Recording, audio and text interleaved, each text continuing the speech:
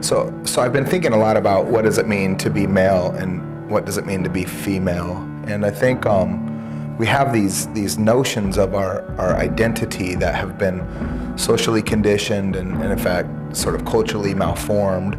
And I think they really speak to sort of the panderings of the false self. And so I think there's a false male that over-identifies his identity with power and control, over-identifies his identity with significance and dominance.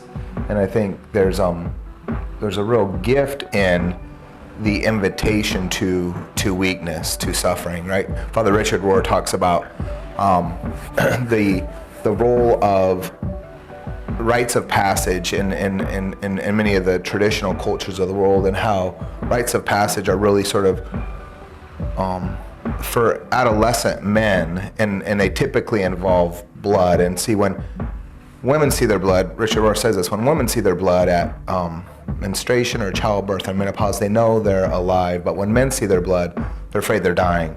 And there's something about this rites of passage coming to terms with weakness that actually moves this sort of false sense of masculine identity into a human identity that doesn't diminish the other, but makes room for all of us to be the best of ourselves.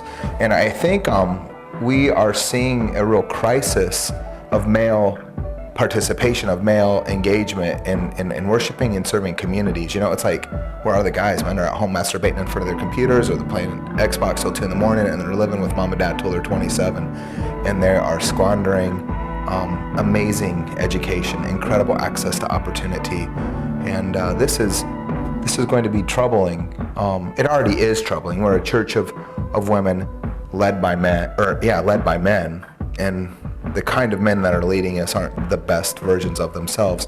Now, I think for what does it mean to be feminine, my wife Felina speaks really winsome and eloquently about the sin of self-abnegation, which is sort of the stepping back. It's sort of the other side of pride, the sort of cousin or the sister of pride that says, hey, you know you're capable and gifted and confident and strong, but because of the insecurity of male identity, because of this false male sense to be in control or to dominate, women withdraw and they sort of pander to this false male, this insecure male, this diminished humanity.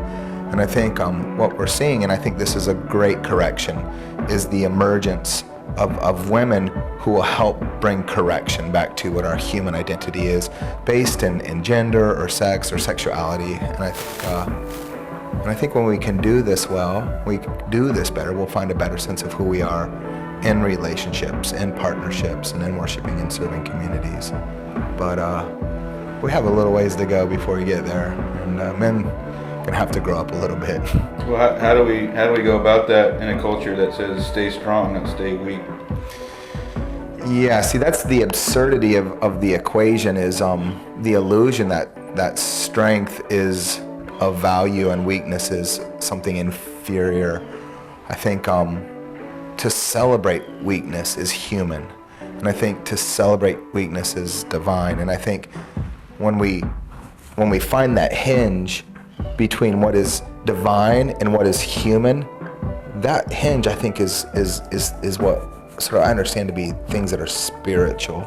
And I think the spirituality of weakness really allows us to move into a posture of brokenness that is an invitation to suffering. And I think suffering is a gift. I think suffering is it doesn't get as much play as it needs to, and I think it's something that we avoid far too much.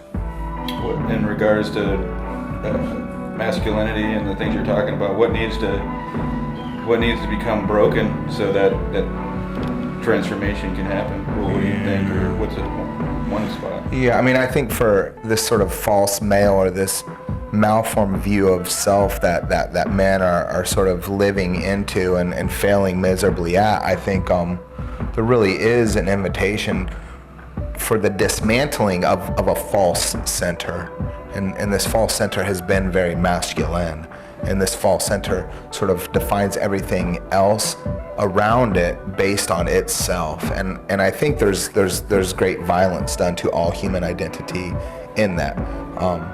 When white straight Protestant guys talk about the so-called other, we say things like, oh, my black friend or my Muslim friend or my gay friend. We qualify the so-called other by what we're not.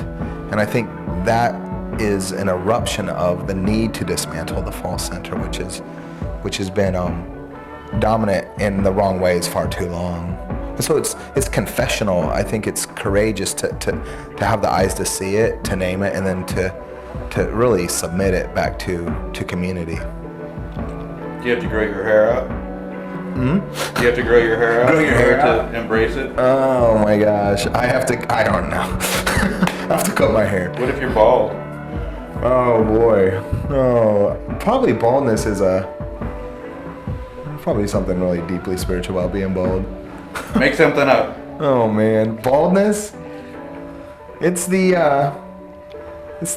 natural revelation's provocative invitation to discover